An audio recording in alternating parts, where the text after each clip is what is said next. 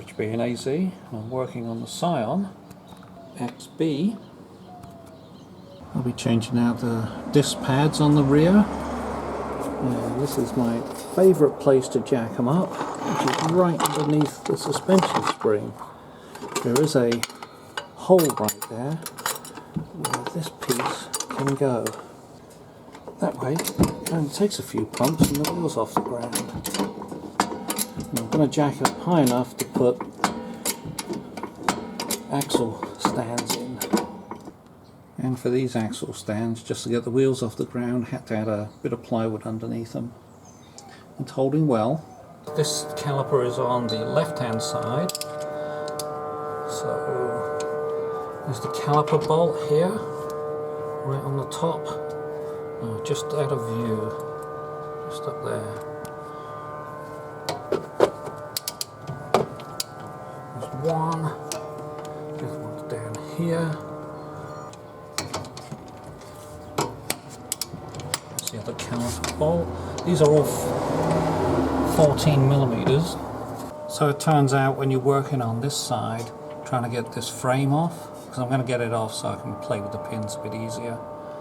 Pins up here. It's best just to take the caliper off, drop it down a bit, and then it's got easy access to these other two big bolts, which are a fairly high torque, 49 foot-pounds. Okay, I'm working on the left side caliper now. I just tried squeezing it with the C-clamp and it wouldn't go. So I'm beginning to think there's a combination of you have to turn it a certain number of turns but not necessarily push it back, and then squeeze it with the C-clamp and it will go. Yay! Let's try that. So a combination of you turning with the turning tool and then using this big 6-inch C-clamp has done the job of pushing that piston back in. Now I've got to turn it again so that I can actually get it back on.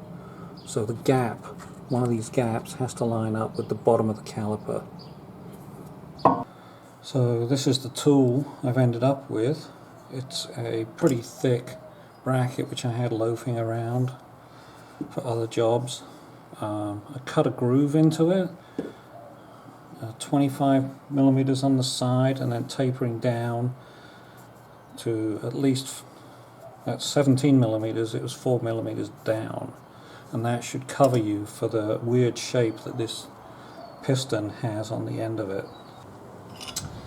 Okay, so I don't know if you can see it, but this has a ramp here to get to the top, but you can put this in and start turning it.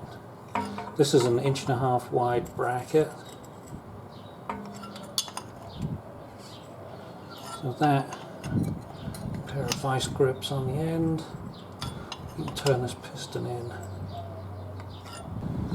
Well, turning the piston didn't seem to do anything, so I'm hitting it with this C-clamp and it's pushing it back in. So, and there it is, it's come to a stop at this point.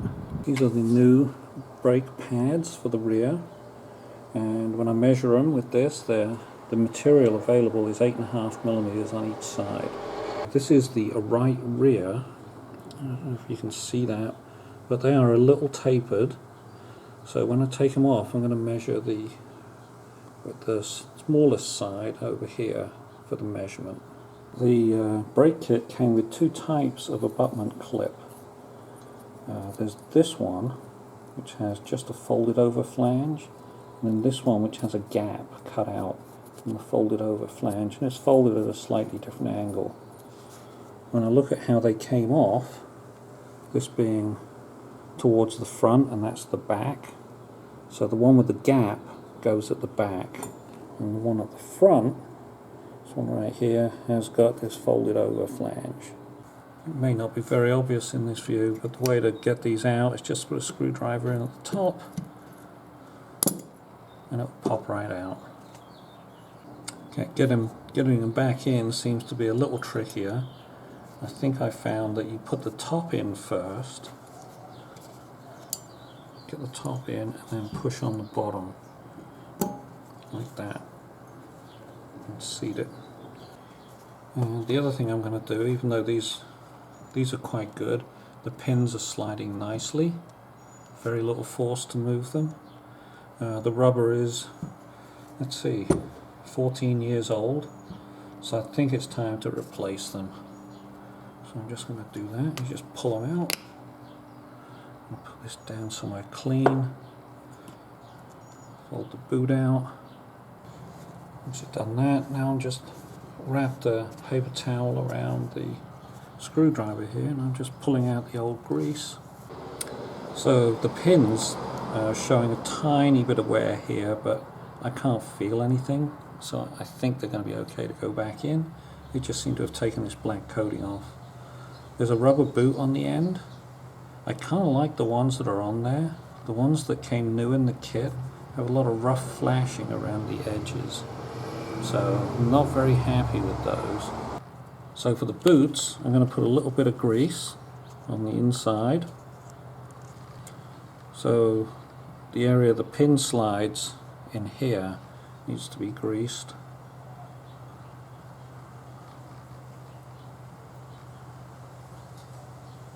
Get some grease in there, and then you wait to get those back in. You kind of fold them a bit and push the end in. If it goes, come on, work with me. It's a little fiddly. There we go. And it's in. Now we put grease over the end of this. I'll get some more grease out.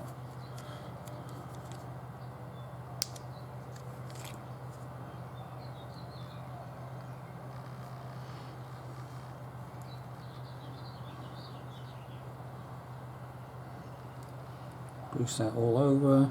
Stick a bit more on the end as well. And we'll slide that in. And push it up until this end pops on, because it should pop up over like that. Just push it in, it pops over. Now I've got new boots that should last another 14 years. For 75,000 miles, these discs are in remarkably good shape. There's barely a wear ridge on the outside, and the inside there's even less of one. There's nothing on the inner edge.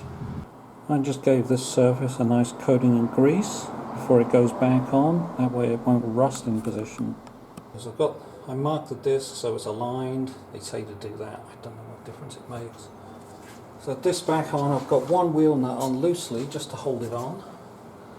Now I'm going to put the brake caliper frame back on. A couple of bolts.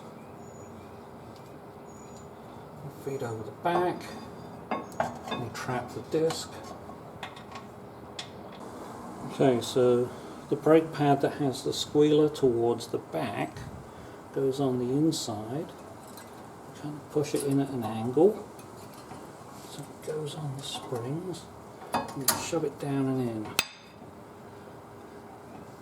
Same on the front, push it in at a slight angle, get it on top of these springs, shove it down and in.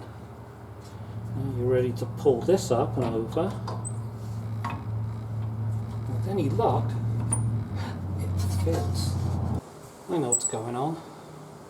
Remember, I followed the instructions to line this up. Oh, that's wrong. You've got to turn it 45 degrees from there, roughly, because there's a little lump right here on the disc, and it has to fit in one of those slots on the brake. So now it should go on. Yeah, see, it goes all the way down now. Excellent. So I'll put the bolts in. I did forget to mention on both sides was I loosened the bracket. This is right by the disc, see, that holds the handbrake cable. So I do have to put that one back in.